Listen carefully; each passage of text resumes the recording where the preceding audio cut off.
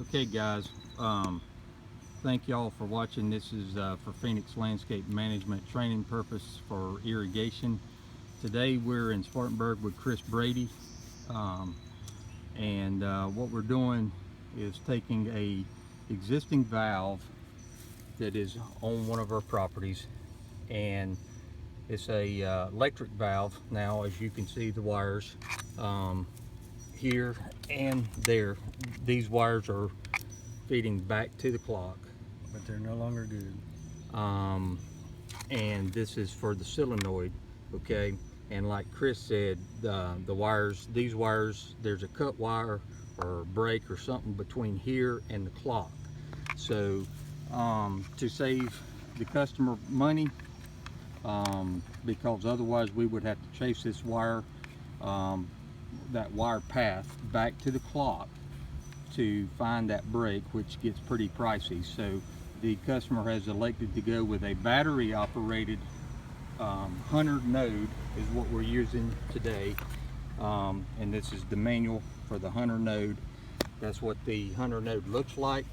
And what this will do is we'll take the AC solenoid, which is on the valve now, the current valve, because it's running off of power, and we've got to change that to a DC solenoid, which is here.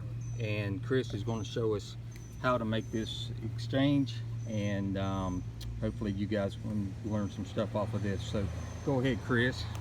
All right. The first thing you need to look at is make sure if it's a Rainbird valve or a Hunter valve. Hunter solenoids are small, Rainbird solenoids are bigger. In this case, it's a Rainbird solenoid, so we will be cutting the Hunter solenoid off of the node and installing the Rainbird solenoid. The first thing you do on the valve is, if the valve has flow control, always cut it off or you will get sprayed in the face. If it does not have flow control, you will have to cut the meter off or the backflow. And then it's just as simple as unscrewing the old solenoid.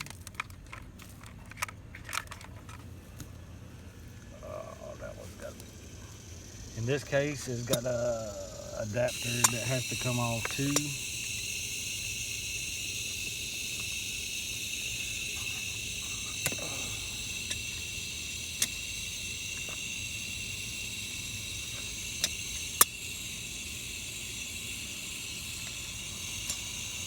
And screw on the new one.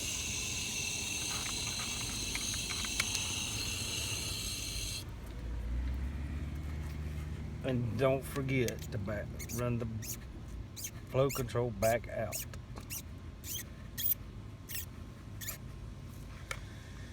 Then you are finished with the valve. You just need to wire it up. It's as simple as red to red, black to black.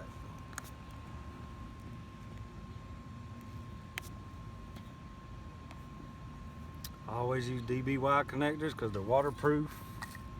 The silicone.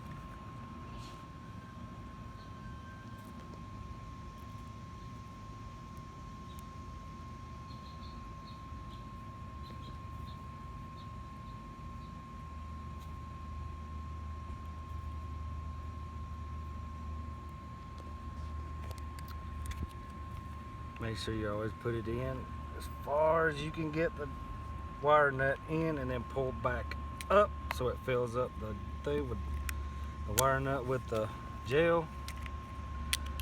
Keeps it completely waterproof. And on 2-wire systems, it's mandatory you have to use DBY connectors. And the Hunter node takes 2 9-volt batteries. You will hear the solenoid click. Lets you know the batteries are good.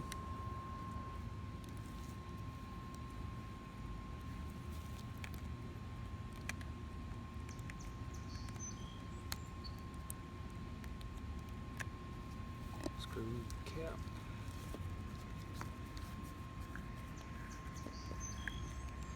Then all you have to do is program it. You want to walk us through the programming of this, or are we to the point of where we can program it?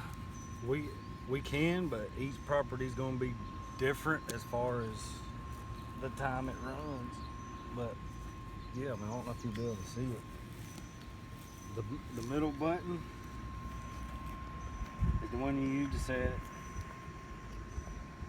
Let's see. Okay, when it's flashing, it's ready to be set, saying 2013. Hit it again. Oh, nope. Hit the wrong button. Hit the arrow. And that's your date. That's the right arrow? Yeah. You could hit either one. The date is the 11th.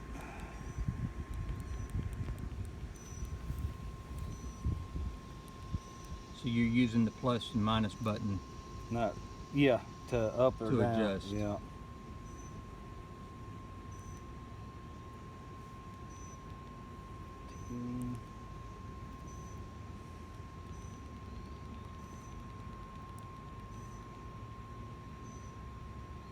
Time is set. This is start time, which is the next step. We will do 4 a.m. Just hold the plus down until you get to 4 a.m.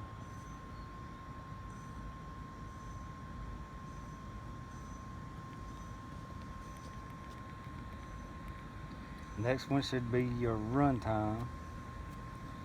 This is drip, so we're going to run it 45 minutes. It's a new install. So we have put new plants by the swimming pool area, and this is you already have your drip around the new plants, and you're recommending 45 minutes for time. Yep. Or how many days a week will you run this? Every day since it's new plants, and this is middle of July. And that was my days flashing, but if you want plus, if you don't want that day to run, you hit the minus and it cuts it off, but I'm leaving it on for every day. Okay. And then 100%, if you later on, if the plant, after 2 weeks, the plant's had enough water, you can cut it back to 50%, and it'll only water half of that time. Okay. It's not, it's off because it's not running right now. And that's all they are to it. That's it. Okay. You are finished. Now explain to us while we're here, and this is a drip Yes. that you have, you can pretty much identify a drip zone versus a regular spray or a regular turf type zone, correct? Yes. See, it's got a pressure regulator. Drip can't have full pressure or blow it apart. Which is this big giant Yeah. regulator here that has a valve at the very top there. If you ever see one with that, it's going to be drip. And most drip is in a square, a rectangle box, not a round one. Okay. And the there is a filter inside of that that regulator, correct? Yep. And occasionally that does clog, Yes. especially if you're running well water or something to that effect, correct? Yep. Okay. All right, and we're running about 8 minutes and 50 some odd seconds here, which is from start to finish. So we didn't stop or edit this video. So that's about what time frame you're looking at to put a Hunter Node DC controller and on a AC valve to bypass the clock because of a faulty wire or a cut wire or some kind of problem between the wire path back to the controller. Yep. Okay, thanks for watching.